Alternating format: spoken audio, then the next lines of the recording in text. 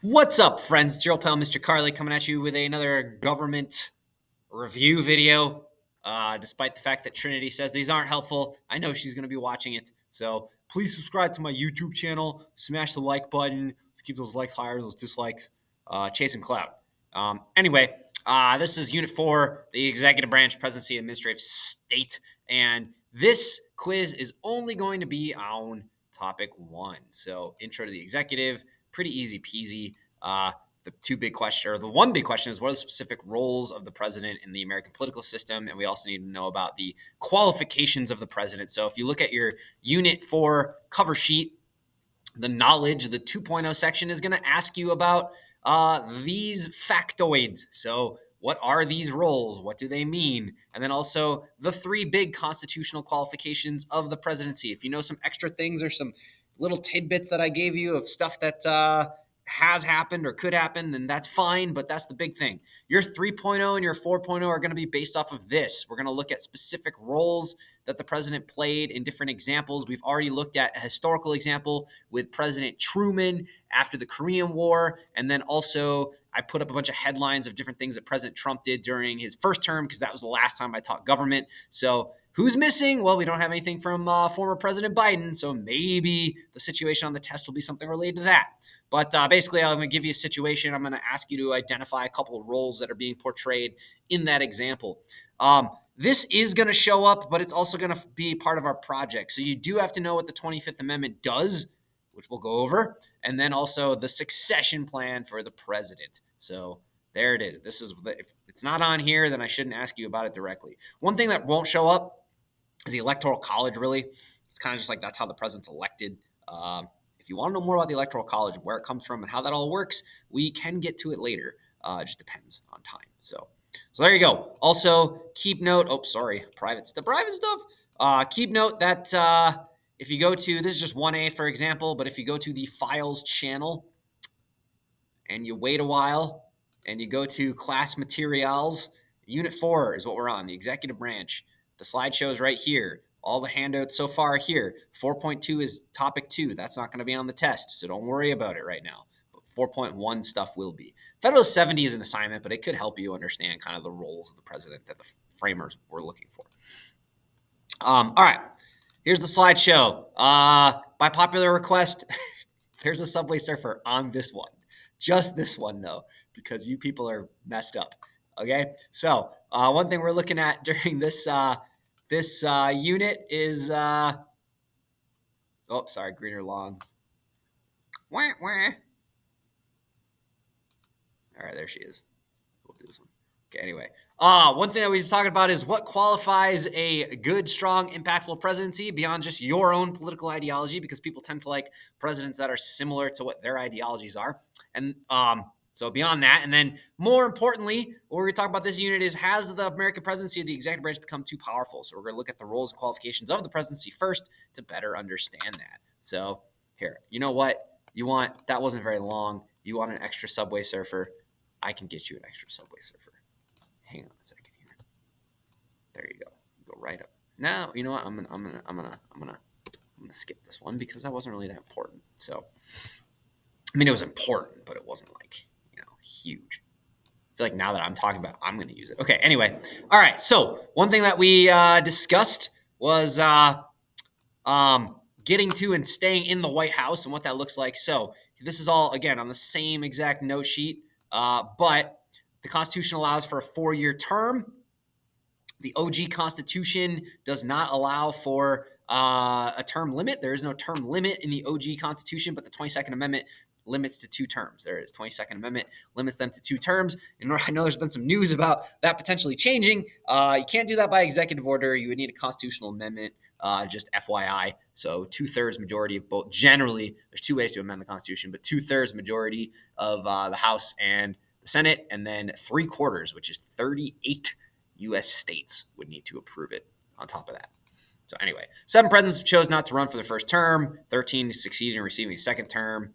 9 have not finished their terms. All right, that's just some tidbitties for you. But if the president's unable to complete their their term in general, the vice president becomes president. There's John Tyler, the first president to become, vice president to become president. Very controversial because the Constitution isn't specific about whether or not they get all the powers of the president, or just the title of president. So it's been kind of a controversial thing. But the 25th Amendment kind of clarifies a lot of that, and then allows the new president, if they become president, to appoint a new vice president, or if the vice presidency is vacant. A lot of times previous to this, they would just leave it open. They would leave that position open. There'd be no vice president. So what this does is allows the president to appoint a new vice president if they need a vice president. It also allows the vice president to become acting president, hence Dick Cheney, if the president is temporarily disabled. Famously, President George W. Bush underwent a colonoscopy and gave the powers of the presidency to Dick Cheney for a few hours. It's also been argued, and I'll show you, I've talked about this, that the 25th Amendment can be used to remove an unfit president. But basically, here's what the 25th Amendment goes through. Sorry, end of Subway Surfer. Oh, sorry, I was talking about impeach. What happened? Oh, hang on. I guess you're going to go back to Subway Surfer. So, 25th Amendment says the vice president becomes president. If the vice president needs a new vice president upon becoming president, then they can appoint one. Or the president could, if they dismiss their vice president, or their vice president is no longer able to serve. I guess they can't fire the vice president, but no longer able to serve, then they can appoint a new one. But then it says vice president becomes president. The president can't be president. It also says if the vice president can't become the president, then it goes to the Speaker of the House. And if the Speaker of the House can't become president, then it goes to the president pro tempore of the Senate, who is the person that serves as the leader of the Senate if the vice president is absent. And then if they can't, then it goes to the Secretary of State, and that is the end of my knowledge. So I believe they work themselves down through the cabinet after that. But if anybody ever asks you to go deeper on the succession sheet than that, then you're on a game show or something. So that's what you need to know. So impeachment eventually leads to the trial of a president. One big misconception about impeachment is that it leads to the removal of the president. It does not. The House has to proclaim that it is drawing up impeachment charges against the president. That's impeachment, when they make the formal charges against the president, and then they send it over to the Senate. So the House of Representatives votes to impeach. I always mess this up. I want to say it takes a 2/3 majority to bring impeachment charges against the president. Man, I got to double check. That stinks. I'm your government teacher, for crying out loud. I do know that it takes 2/3 of the Senate to vote to remove the president. So the Senate conducts a trial on the charges of impeachment, okay? And then if 2/3 or 67 senators vote for removal, then the president is removed. Uniquely, the Chief Justice of the Supreme Court presides over the impeachment of the president. It does not specify in the Constitution any other time where the Chief Justice presides over the impeachment, which would indicate that the Vice President, the leader of the Senate, would preside over the impeachment, since the Senate runs the trial, which technically means if the Vice President is impeached, they get to run their own impeachment trial. No Vice President has been impeached, so we don't know what that would look like. Constitution says that there's 3 things that a president, well, technically 4, like 3.5 things that a president can be impeached for. Treason, which means being a traitor to the country because you're supposed to be upholding the Constitution. Bribery, and other high crimes and misdemeanors, which to my knowledge is what every single president that has been impeached for. So it's a kind of an open term that ends up kind of being political. Here's some incomplete presidential terms. Oh, there's the 25th Amendment.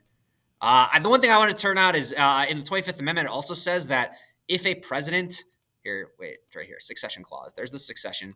But if the president says that, or the executive departments of the president say that the president is unfit to serve, they can just tell the president pro tempore of the Senate and the Speaker of the House, and the vice president becomes the acting president.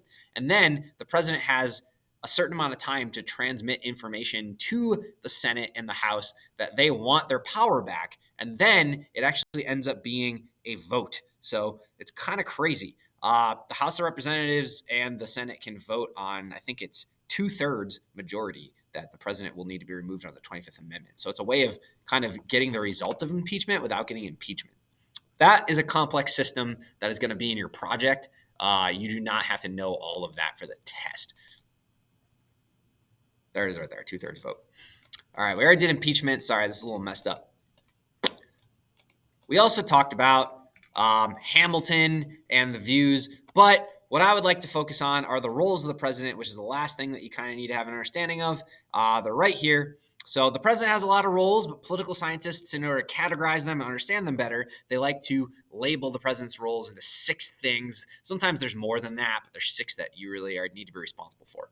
So the first is called the chief of state or the head of state. That means that the president is the ceremonial head of the United States. It means when you think of who's the leader of the United States, you usually think of the president, not the Speaker of the House, not the Secretary of State, and not Trey Beverly. Okay.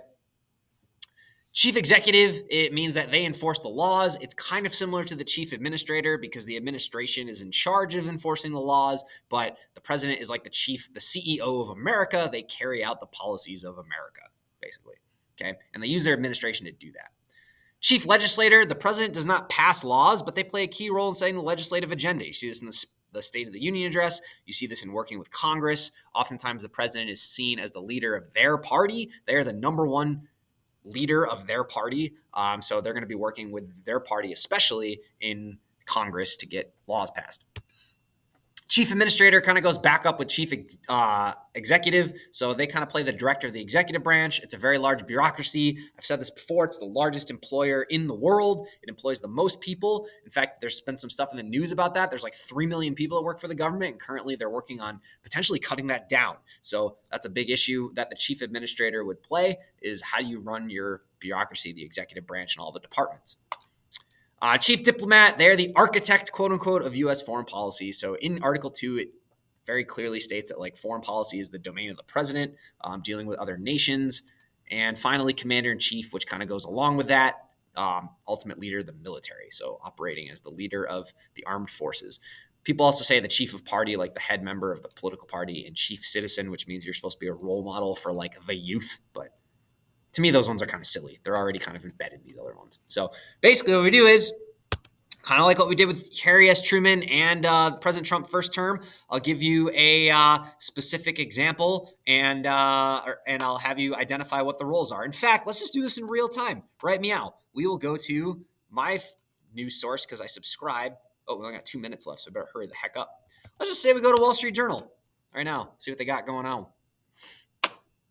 You can stop this if you don't want to see the practical application, but okay, cool. So you got RFK Jr. and he is being nominated for Secretary of Housing and Health and Human Services. That is an appointment that President Trump made. That is acting as the chief administrator. He is deciding who he wants to have work for him in his administration, and then the Senate has to approve. Yesterday, President Trump did an order to freeze federal funding for programs. That's kind of a double whammy there. You got chief administrator running the executive departments, but you also have chief executive because the president carries out the laws. And so if he's not letting funding go through as per the law, then that's his way of carrying out the law. The way he did that was through an executive order, which is, again, being the chief executive and running the executive branch. So those are a couple examples. If you have questions about these, we can definitely get into these and how it relates to the powers of the president. But those are the issues as you'd apply them. So there you go. That's it. If you have any questions, let me know. Otherwise, hopefully this was helpful, Trinity, and we'll talk to you later.